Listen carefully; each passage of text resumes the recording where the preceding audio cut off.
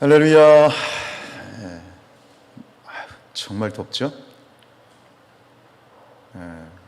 모르시겠나 봐요. 그죠? 정말 더워요. 그래도 이 밤에 또 지치지 않고 또 주님 바라보시면서 나오신 여러분들에게 또 하나님의 정말 시원한 생수의 은혜가 함께 하시길 축복합니다. 먼저 광고를 드리면 이번 주 금토 우리 청년부수련회가 옥천에서 진행이 되는데 여기서 기도해 주시고요. 지금 한 10여 명, 10명 정도 청년들이 참석한다고 하는데 또 은혜가 있어서 더 많은 청년들이 참여하고 또 수련회를 통해서 우리 청년들이 하나님을 만나는 그런 시간이 되었으면 좋겠습니다. 새벽마다 또 시간마다 기도해 주시고요. 우리가 잘 아는 말 속에 자업자득이란 말이 있죠. 잘 아시죠?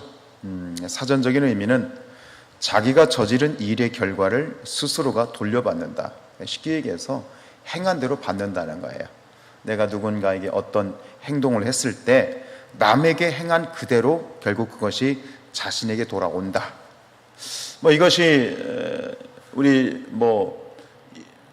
모든 세상 사람들이 다 아는 이치이고 인간관계의 법칙인데 오늘 성경에서는 그 얘기를 다시 합니다.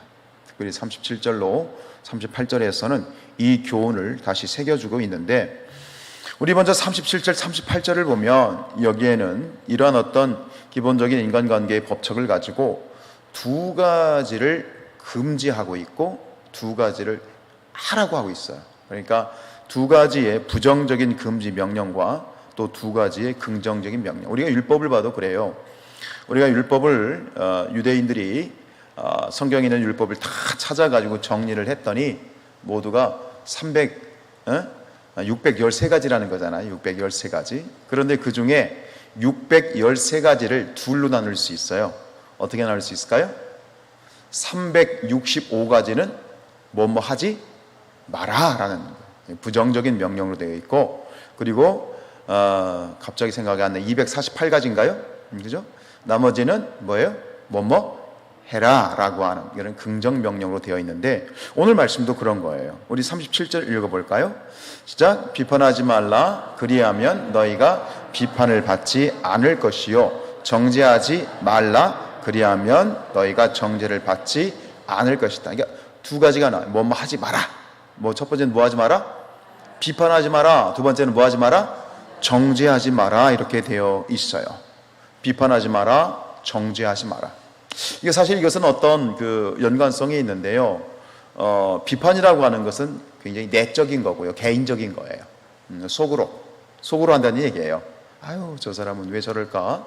아유, 저 사람 못났어? 이렇게 속으로, 개인적으로, 내적으로 정죄하는 게 그게 비판이고 그것을 밖으로 끄집어내면 그게 뭐가 되는 거예요? 정죄가 되는 거예요. 외적이면서 또 공개적으로 하게 되어지는데 사실 여기서 주님 말씀하신 이 말씀, 남을 비판하지 말고 그리고 남을 정죄하지 말라라는 지금 무슨 수훈? 누가복음은 무슨 수훈이죠? 평지수훈이죠. 마태복음은 산상수훈이지만 이 평지수훈의 말씀을 사실 여기다 무슨 토를 더 붙일 게 뭐가 있어? 더 이상 토 붙일 게 없어요. 여러분, 남을 비판하지 말라. 남을 비판하지 않는 우리 성도들이 되시길 축복합니다. 다른 사람을 정죄하지 말라. 그렇게 그리하기를 축복합니다. 왜냐? 굳이 이유를 댄다면 뭐예요? 자업자득이야. 네가 남을 비판하면 너도 똑같이 비판을 받게 되고 네가 다른 사람을 정죄하면 똑같이 너도 정죄를 받게 되는 것이야. 결국은 이 사람의 말과 행동은 타인에게 향하는 사람의 말과 행동은 결국은 부메랑과 같아요. 여러분 부메랑 아시죠? 인도네시아 사람 이렇게 V자로 해가지고 확 던져버리면 이게 빙빙빙빙 돌아서 결국 누구한테 와? 내가 다른 사람에게 꽂은 비수, 다른 사람을 향해 던진 비수는 결국은 다시 되돌아와서 결국은 나의 가슴에 결국은 돌아와서 박히게 되는 것이 이것이 인간의 어떤 관계의 법칙이고 또 그리고 오늘 성경에서는 예수님께서도 이 부분을 역시 공감하시면서 말씀을 하고 계시죠. 두 가지를 하지 말라는 거예요. 비판하지 마라. 그리고 또 한 가지는 정죄하지 마라. 깊이 들어갈 거 없을 것 같고요. 그 다음에 이제 두 가지의 어떤 부정적인 명령에 이어서 두 번째는 무슨 명령? 하라, 이렇게 해라 라고 하는 긍정 명령 두 가지가 나와요. 우리 하반절 시작. 용서하라, 그리하면 너희가 용서를 받을 것이다. 용서하라. 여기서 두 번째 부정 명령, 뭐 하지 말라고 했던 명령, 그 명령 중에 첫 번째 비판이었고, 두 번째 뭐였죠? 정죄인데, 이 정죄라는 말의 어원을 봤을 때 정죄의 반대말이 뭐가 되냐면 뭐가 될까요? 용서입니다. 정죄의 반대말이 바로 용서입니다. 두 개의 긍정적인 명령 중에 첫 번째는 뭐냐? 용서하라. 그리하면 너희가 정말을 용서를 받아야 될 때, 네가 큰 실수를 하거나 큰 잘못을 저질렀을 때 너도 역시 네가 베푼 용서 때문에 오히려 너는 더 큰 용서를 받을 수 있다라고 하는 거고, 그리고 이것은 1차적으로는 사람과 사람과의 관계이지만 여기서 용서는 첫 번째 용서하라고 했을 때, 그리하면 너희가 용서를 받는다고 했을 때 두 번째 나오는 용서는 결국은 사람으로부터의 용서도 되지만 궁극적으로부터는 누구로부터의 용서가 온다는 걸까요? 그렇죠. 하나님의 용서를 받게 된다라고 하는 것. 주기도문에도 그런 내용이 있지 않습니까? 근데 여기서 용서는 또 한 가지 특별한 의미를 갖는데, 여기서의 용서는 제한이 없어요.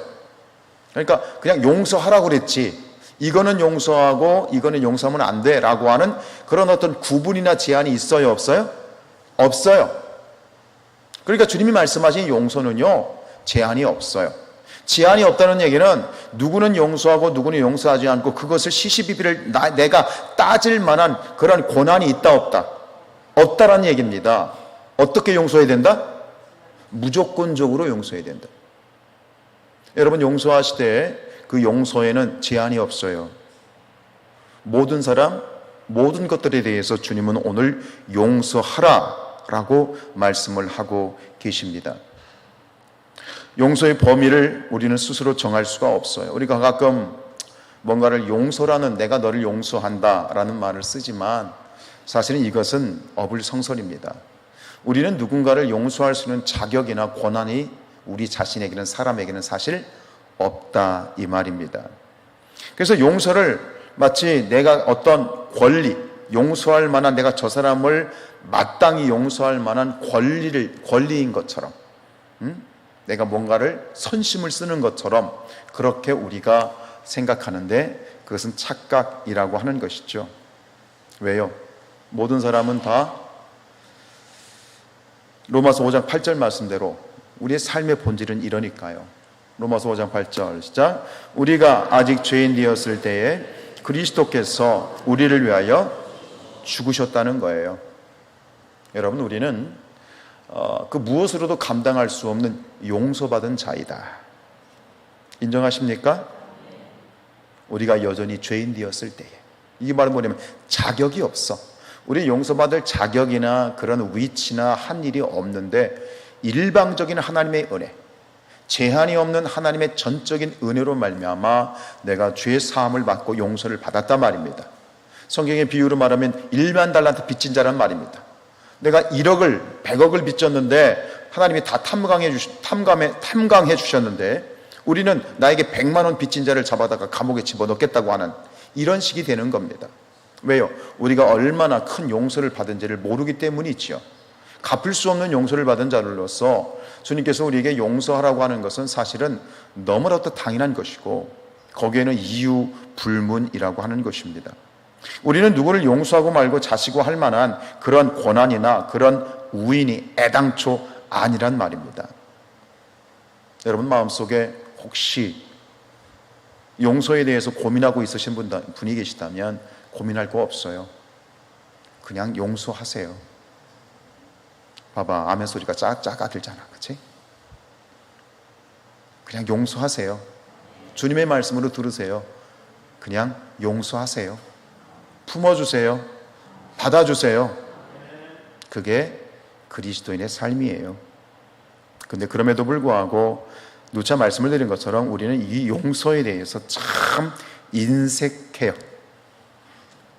자존심도 있고 고집도 있고 또 아주 화가 안 풀린 것도 있고 여러 가지로 우리는 참 인색해요. 그게 우리의 연약함이니까요. 우리의 한계이기도 하고요.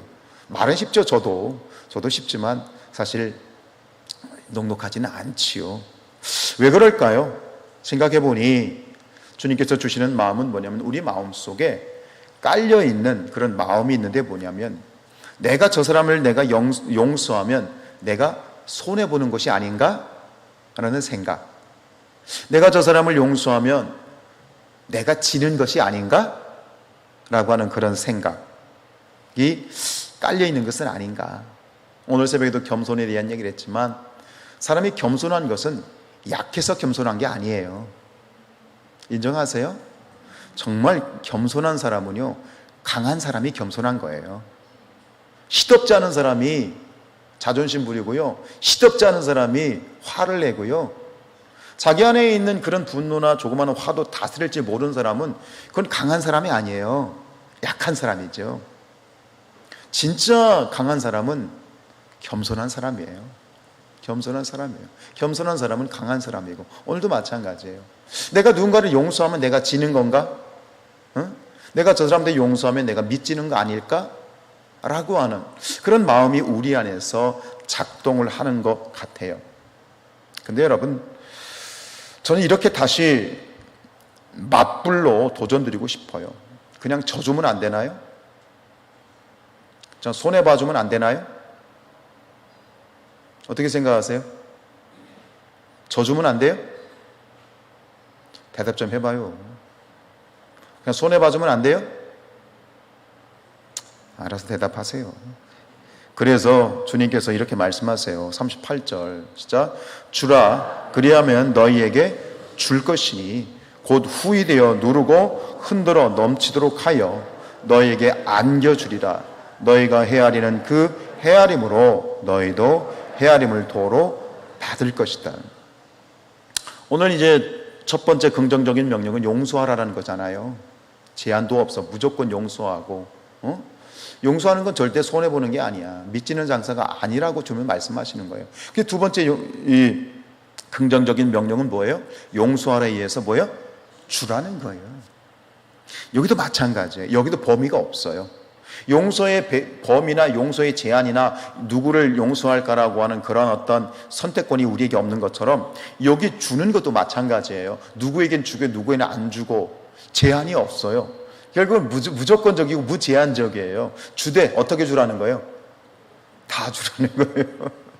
다 주라는 거예요. 줄 수 있을 만큼 다 주라고 주님은 오늘 우리에게 말씀하시고 있어요. 그러면 남에게 다 퍼주고 나면 손해 아니냐? 나는 정말 피땀 흘려서 내가 모았는데 이걸 남에게 다 주면 뭐 아깝지 않느냐? 그렇죠? 아깝죠? 내가 어떻게 번 돈인데, 내가 어떻게 얻은 재산인데, 내가 어떻게 얻은 건데 이거를 그냥 줘. 아깝죠? 아니라는 거예요. 주라라고 말씀하시는 것은 우리에게 너 다 주고 그냥 아무것도 없이 살라는 말씀이 아니에요.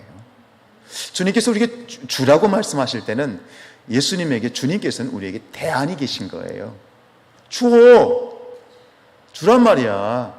아낌없이 주란 말이야. 그럼 내가 그보다 더 많은 것을 갚아줄게 라고 주님 말씀하시는 거예요. 여러분, 하나님께서는 우리가 당신의 사랑하신 자녀들이 아무것도 없이 그냥 무소유로 살기를 원하지 않아요. 가끔 그게 무소유. 여러분, 무소유가 거룩한 삶입니까? 가끔 그러죠. 무소유. 뭐 어떤 단체에서 무소유 그런데 전 100% 반대예요. 무소유가 어디 있어요? 무소유는 말이 안 되는 거예요. 그러면서 사는 거 보면 얼마나 럭셔리하고 뻔질하게 사는지 그걸 누가 준 건데? 응? 무소유를 살라는 게 아니에요. 하나님께서 우리가 복되고 넘치고 풍성하고 그렇게 살기를 원하십니다. 할렐루야. 근데 주라고 하시잖아요. 주라고 해라. 다 줘라. 줄 수 있을 만큼 줘라. 왜요? 주님은 대안이 있으신 거예요. 내가 갚아주리라. 너희가 내 말에 순종하여서 너희에 있는 것을 아낌없이 필요한 자들에게 나누고 베풀고 돕고 구제하고 섬길 수 있는 그런 어떤 너희가 퍼주면 그 자리가 비어있는 것이 아니라 내가 내게 주는 것으로 차고 넘치리라. 아멘입니까? 위대한 반전이 일어나는 거예요. 순종하게 될 때 우리는 그 자리에서 하나님을 경험하게 되고, 우리는 순종할 때 그 자리에서 하나님이 채우시는, 역사하시는 살아계신 하나님을 만나는 거예요. 38절 후반절을 다시 읽어보죠. 상반절 시작. 주라 그리하면 너희에게 줄게. 누가 주신다고요? 하나님이 주신다는 거예요. 줄게. 주어. 비우는 게 아니야. 주어. 비우는 게 아니야. 내가 채워줄게. 근데 채워주시는데 어떻게 채워주신다고요? 곧 후히 되어 누르고 흔들고 넘치도록. 할렐루야. 말씀을 믿으십니까? 하나님과 교회와 또 하나님의 일을 위해서 정말 후하게 하나님 앞에 드리는 사들의 삶을 보면 삶의 퀄리티가 다르더라고요. 다르더라고요. 그게 달라요. 여러분, 그 시장에 가면 그런 장면을 가끔 보죠. 이렇게 돛박이나 말로 이렇게 콩이나 쌀이나 이런 것들을 이렇게 대서 주잖아요. 한 대서 주잖아요. 그때 우리 참 그 정겨운 모습은 뭐예요? 이 되는 한정되어 있는데 거기다가 떠가지고 막 누르고 흔들고, 그게 뭐예요? 어차피 쏟아부어도 다 흘러내려. 아이 됐시오. 아유 가만히 있어봐. 됐시오. 그래도 그냥 연신 흘러내리는데 그냥 또 계속 담잖아. 어차피 담으면 뭐해? 다 흘러내리는데. 뭐냐? 마음이지. 마음. 여기서 우리는 하나님의 마음을 읽어야 돼요. 어차피 한정되어 있는 돛박에 들어갈 수 있는 건 한정되어 있어. 거기다 아무리 부어봐 더 쏟아지는 거 딱 계속 쏟아지는데, 하나님의 마음은 그 후하신 은혜는, 그죠? 누르고 흔들고 뭐예요? 넘치도록 하나님께서는 우리에게 주시기를 원하신다. 순종하는 자들에게 주시는 축복이다라고 하는 거예요. 결국은 사람에게나 하나님에게 인색한 사람은요, 어떤 사람이냐면, 세상 사람들은 죄하고 우리 믿는 자들만 따져봤을 때 믿노라 하면서도 인색한 사람들의 특징은 뭐냐면 믿음이 없는 거예요. 내 손에서 떠나면 손해고, 내 손에서 떠나면 없는 것이고, 내 손에서 떠나면 아까운 거예요. 이 놀라운 주님의 말씀의 원리를 믿지 않는 거예요. 지극히 현실적인 사람들이지요. 영적인 원리를 모르는 거예요. 성경을 모르고 하나님을 모르고 영적 원리를 진짜 모르는 사람이죠. 그러나 정말 이 말씀을 믿음으로 취하고 그리 될 걸 믿고 순종하는 자들에게는 믿음의 사람들은 달라요. 그래서 하나님이 원하실 때, 저것이 하나님의 뜻일 때 결국 기꺼이 주저함 없이 나누고 베풀고 돕고 구제하고 섬기고 헌신할 수 있는 거예요. 전 요즘 그걸 보면, 이런 우리 지금 교회의 모습을 보면서 전 그걸 굉장히 새롭게 느꼈어요. 그래서 사람에 대한 발견이죠. 저분이 왜 교회에 중직이 되었는지. 이게 발견이 되는 거예요. 평소엔 몰랐는데, 저렇구나. 정말 하나님이 필요하실 때 저렇게 헌신하는구나. 정말 주저함 없이 헌신하는 모습을 보면서 그렇구나 하는 걸 깨닫는 거예요. 그 사람이 진짜 뭐예요? 믿음의 사람인 거예요. 그래서 오죽했으면 주머니가 회개해야 진짜 회개라고 했겠어. 여러분, 하나님이 누르고 흔들어 넘치도록 갚아 주십니다. 우리가 줄 때, 나누고 베풀고 돕고 구제하고 기꺼이 헌신하고 섬길 때 하나님께서 누르고 흔들어 넘치도록 갚아 주시고, 하나님께서 주실 때 30배, 60배, 100배로 갚아 주신다. 할렐루야. 아멘이에요. 여러분들이 삶의 존재로 여러분들의 이것이 간증이 될 수 있기를 축복합니다. 신명기 15장 10절입니다. 너는 반드시 그에게 줄 것이요 줄 때에는 아끼는 마음을 품지 말 것이니라. 이로 말미암아 내 하나님 여호와께서 네가 하는 모든 일과 내 손이 닿는 모든 일에 내게 복을 주시리라. 하나님의 뜻은요, 축복받는 거예요. 하나님이 없으셔서, 하나님이 뭐가 가진 게 없으셔서 아쉬우셔서 하나님이 달라고 하시는 게 아니에요. 하나님이 주실 수 없기 때문에 주라고 하시는 게 아니에요. 하나님의 뜻은 하나예요. 나의 말에 순종해, 내가 너를 축복할 거야. 축복의 조건, 축복을 받을 만한 자격이 되는지를 검증하시고 싶은 거예요. 그게 결국은 뭐냐? 하나님은 복 주시고 싶어 하는 거예요. 할렐루야. 이 복을 누리시기를 축복합니다. 하나님의 사람, 하나님 앞에서 말씀에 순종하고 기꺼이 모든 사람들에게, 필요한 자들에게 주는 삶을 사는 그런 순종하는 자의 삶을 절대로 손해보는 장사 안 한다. 남는 장사한다. 남아도 어마무시하게 남는 그런 축복을 누리게 될 줄로 믿습니다. 지금 나의 대 아니요, 지금 나의 대를 넘어서 내 후손에게. 저는 그래요. 사실 저는 저보다 제 아내의 믿음을 참 칭찬하고 굉장히 존경하는 것은 저보다 통이 커요. 저보다 통이 커요. 여러분, 성산교회에서 가장 믿음 없는 사람이 누구라고요? 저예요. 근데 이게 보면 그래요. 하나님 앞에 정말 위에서 아낌없이 헌신하는 자들은요, 하나님이 자자손손 갚아주신다. 이건 믿는 사람에게 해당되는 거예요. 아니, 난 압니다. 그러면 아닌 거예요. 그러나 믿는 자들에게는 그리 되어질 줄로 믿습니다. 여러분, 보물을 하늘에 쌓아두는 사람이 되시기를 축복합니다. 자, 이어지는 39절로 42절에서는요, 이처럼 남에게 행한 대로 돌아온다. 비판하지 마라. 정죄하지 마라. 용서해라. 그리고 뭐해라? 주라. 라고 하는 이 핵심 교훈에 대해서 이것을 제자들에게 그들이 이해하기 쉽게 비유로 말씀하셔요.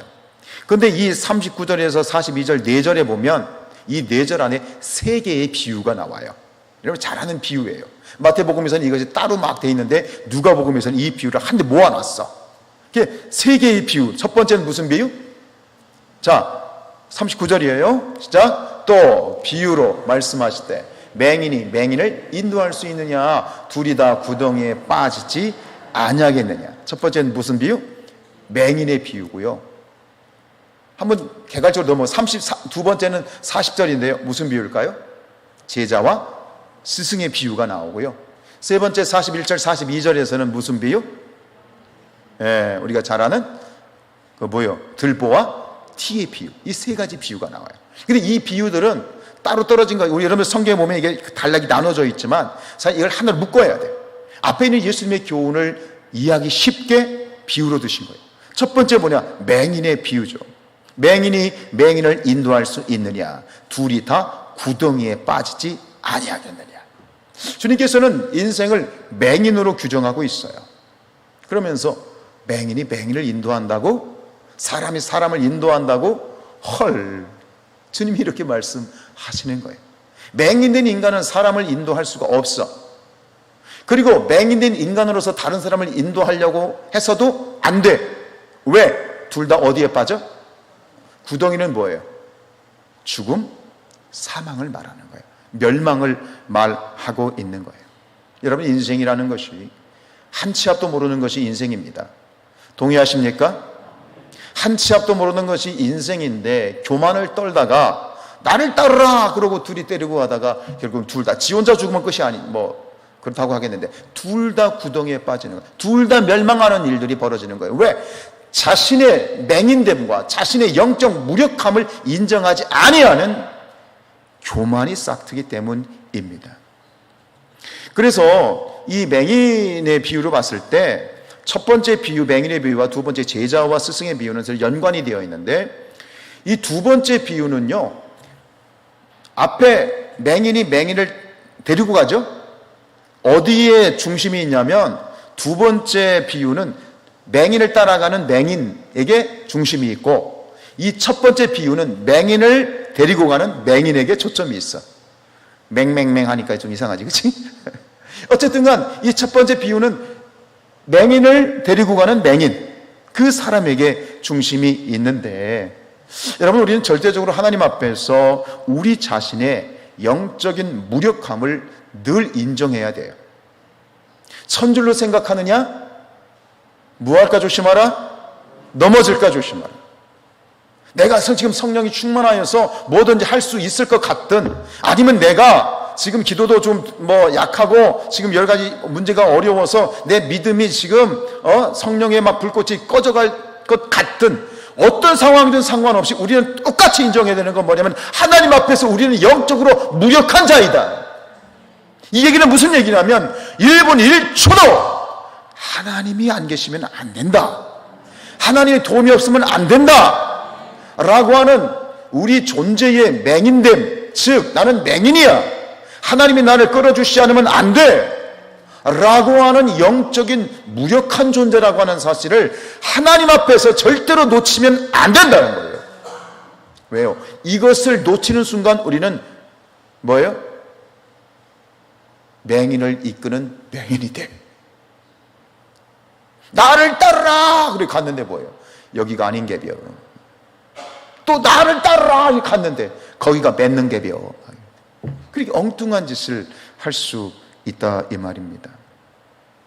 여러분, 우리는요, 주님의 세상에 우리의 빛이 되라고 하셨죠? 그렇죠? 우리는 빛입니까? 주님이 너는 세상에 빛이 되어야 된다 그랬는데 우리가 빛입니까? 아니에요. 절대 착각하지 마세요. 빛이 되라고 말씀하실 때 우리가 빛이기 때문에 빛이라고 말씀하신 게 아니에요. 우리는 빛을 품은 등잔에 불과해요. 빛은 누구십니까? 예수님이신 것이지, 예수님이 빛이지 그 빛을 품고 세상에 나가야 빛이 되는 것이, 나 홀로는 절대로 빛이 될 수 없다 이 말입니다. 그대 없이는 못 살아. 정말 못 살아. 하나님 없이는 안 된다라고 하는 그 고백을 한시도 잊으면 안 됩니다. 영적으로 교만한 부모는 결국 자식을 똑같이 구덩이로 쳐박고요, 영적으로 교만한 지도자나 목사는 교회를 똑같이 구덩이로 쳐박는 엄청난 그러한 실수를 저지를 수 있습니다. 여러분, 하나님 앞에서 우리는 늘 고백해야 됩니다. 이 맹인의 비유에서 우리가 알아야 될 건 뭐냐면, 우리는 맹인이에요. 언제나 맹인이에요. 아시겠어요? 성령이 충만해도 맹인이에요. 성령이 충만하지 않아도 맹인이에요. 그래서 우리는 늘 주님을 바라야 돼요. 아멘이에요? 나는 아무것도 아닙니다. 이걸 놓치지 마십시다. 나는 아무것도 아닙니다. 그런데 조금 기도도 하고 조금 신앙이 좀 연륜이 쌓이면 이걸 잃어버려요. 그때부터 비극이 시작이 되는 거죠. 누군가를 향하여 나를 따르라고 말하지 마시고요, 내가 맞다라고 말하지 마세요. 내가 맞는 게 아니잖아요. 동의하십니까? 옳은 것은, 맞는 것은 내가 아니잖아요. 누가 진리고 누가 정이고 누가 공의입니까? 우리 주님이 진리시고, 그래서 나를 따라 나와 함께 가자가 아니라 믿음의 주요 온전하게 하시는 인 예수를 바라보자. 어떻게? 함께 바라보자 라고 그렇게 외치는 자가 돼야 돼요. 그래야 우리의 맹인된 우리의 한계를 극복해낼 수 있는 것이지. 사도행전 14장에 보면 바울과 바나바가 이제 제1차 전도 여행을 통해서 이제 루스드라라고 하는 곳에 갔어요. 근데 루스드라에 갔는데 이제 안진뱅이, 걷지 못하는 자가 있었는데, 하나님께서 이 바울을 통해서 그 안진뱅이, 걷지 못하는 사람 고쳐주셨죠. 근데 사람들이 그걸 보고 너무 깜짝 놀래요. 그래가지고 바울과 바나바를 무엇라고 부르죠? 저들은 신이다, 제우스 신이다, 헤르메스 신이다 그러면서 그들에게 제사하려고, 그들을 숭배하려고 해요. 그때 이 바나바와 바울이 그들 한복판으로 뛰어 들어가서 옷을 찢으면서 소리를 쳐요. 그게 사도행전 14장 15절입니다. 시작. 이르되 여러분이여 어찌하여 이러한 일을 하느냐, 우리도 여러분과 같은 성정을 가진 사람이라 여러분에게 복음을 전하는 것은 이런 헛된 일을 버리고 천지와 바다와 그 가운데 만물을 지으시고 살아계신 하나님께로 돌아오게 함이라. 지금 이 바울과 바나바가 모든 사람들에게 막 신으로 추앙을 받고요, 와, 완전히 인싸가 된 거예요. 근데 그 순간에 이 바울이 정신을 차리죠.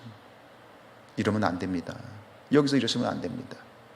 우리가 일이 하는 것은 살아계신 하나님을 바라봐야 됩니다.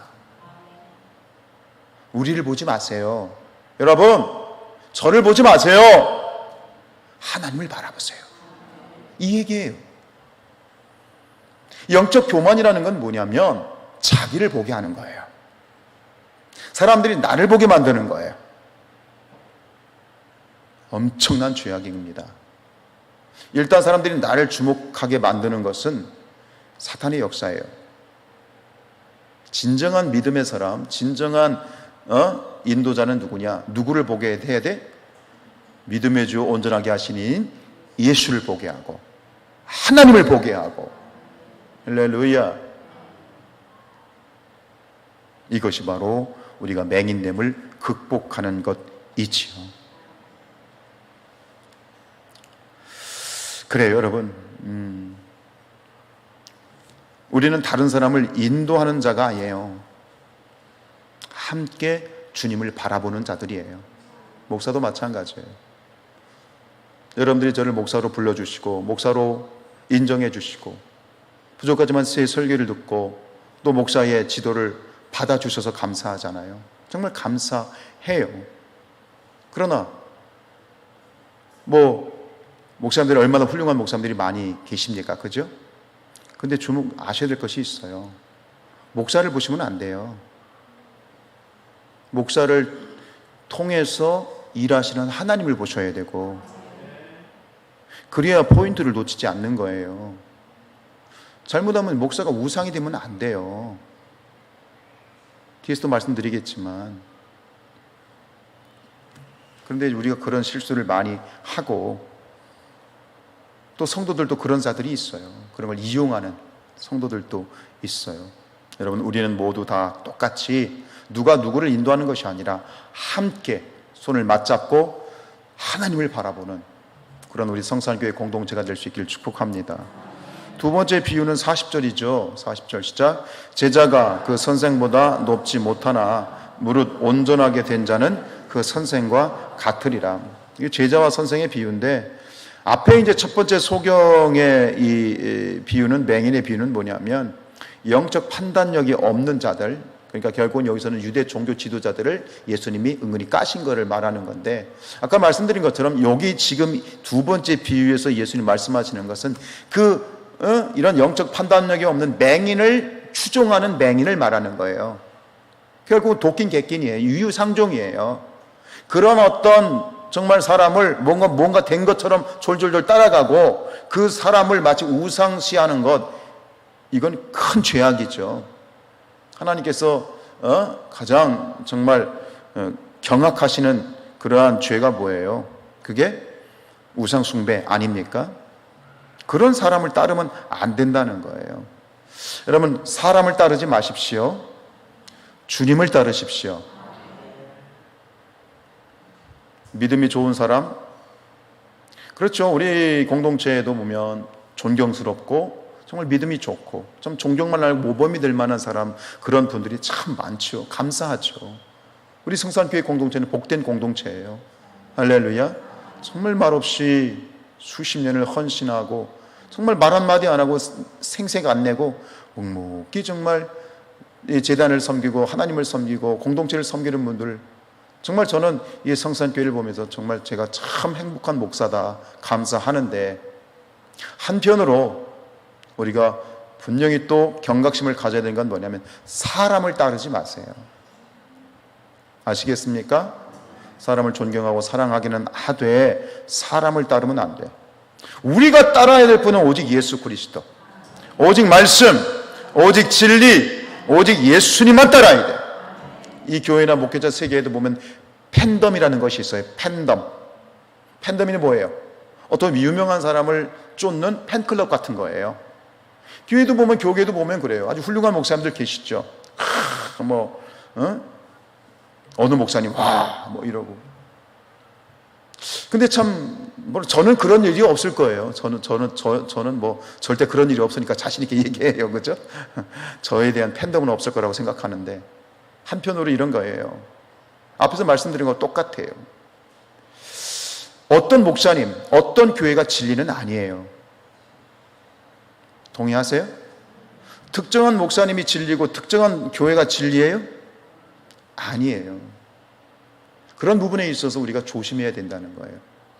진리는 오직 예수야. 진리는 오직 말씀이고요. 진리는 하나님이시고요. 그게 돼야지, 우리가 주목하고 따라야 되는 것은 어떤 목사, 어떤 교회가 아니라 오직 예수 그리스도, 예수님만을 따라가는 것이 진리인 줄로 믿습니다. 그러니까 유유상종인 거예요. 도끼인 객끼인 거예요. 그냥 그런 사람들이 같이 어울려 가는 거예요. 사람을 따라다니는 거지. 아니요. 절대 사람 따르지 마세요. 사람 따르지 마세요. 사람의 말을 따르지 마세요. 하나님을 따르세요. 하나님. 우리 그런 특권을 주셨잖아요. 하나님과 1대1로 대면할 수 있고 하나님을 만날 수 있는, 직통으로 만날 수 있는 그런 이 휘장을 예수님의 몸으로 찢으셔서 지성소를 열어 제끼셔서 대제사장만 들어볼 수 있는 이 지성소를 열어주셨다는 것은 하나님과 직통할 수 있게 만들어 주셨잖아요. 그럼 누려야죠. 누구를 통해서? 아니요. 직접 하나님 만나세요. 하나님 음성 들으시고요. 하나님과 대화하시고요. 이걸 누려야 이게 복음인 것이죠. 우리가 그렇게 신앙생활은 우리 성산교회가 될 수 있기를 축복합니다. 충분히 할 수 있어요. 우리 안에 예수님이 계시잖아요. 우리 안에 성령님이 계시잖아요. 할렐루야.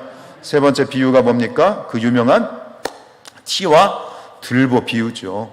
41절 42절이요. 시작. 어찌하여 형제의 눈 속에 있는 티는 보고 내 눈 속에 있는 들보는 깨닫지 못하느냐. 여러분 노란색만 읽어보세요. 시작. 어찌하여 깨닫지 못하느냐.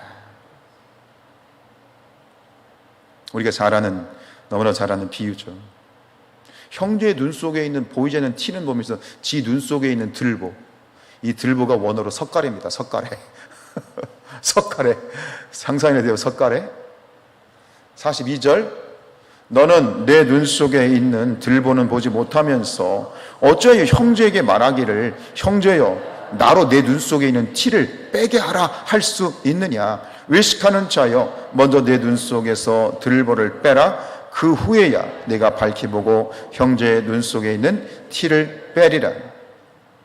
인간의 악한 본성은 늘 내로남불이에요. 내가 하면 로맨스고 남이 하면 불륜이에요. 그러니까 우리 사람은요, 이 약한 본성은 내가 나 자신을 직면해서 보는 걸 원하지 않아요. 회피하려고 하죠. 그러니까 오죽하면 옛날 천주교에서 무슨 운동했어요? 누구 탓이요? 내 탓이요 운동 많이 했잖아요. 오늘 이 설교를 통해서 여러분, 우리 인간의 본성은 언제나 내 탓이 아니고 누구 탓이야? 네 탓이야. 그러니까 아담이 누구 탓했어요? 저 여자 때문입니다. 그럼 여자는 누구 탓했어요? 저 뱀 때문입니다. 이게 본성이에요.